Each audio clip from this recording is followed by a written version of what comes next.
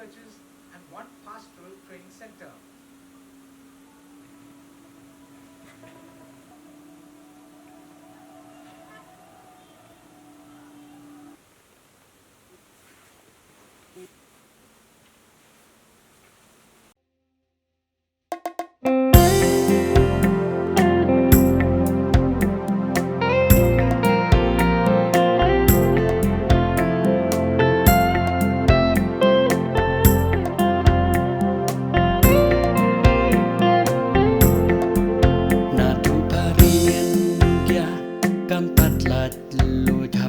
Suksat babuni em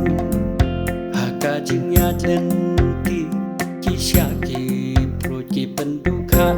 ya ka mensim leng baki rewitri karibayar kibait surya ka kinotan tom ya ka dingbat ka kidayam namar joka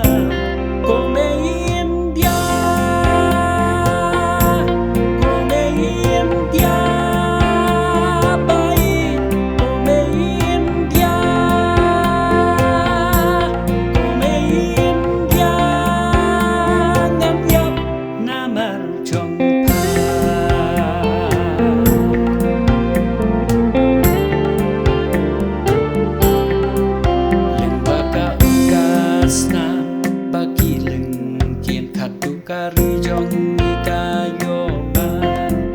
ya ka jing la lut pat basa shi sin halaka dia ka bor ban pat pen ban ya ugan di halakari yo mat slam ya ka hatwaru bleyu ya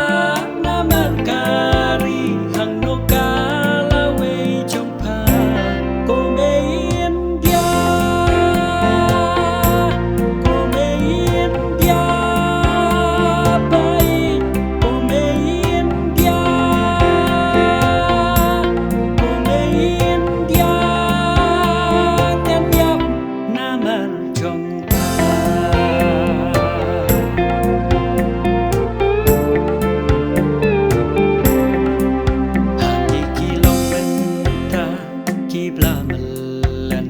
Jing suba putu long shwa ni lendet ya ka to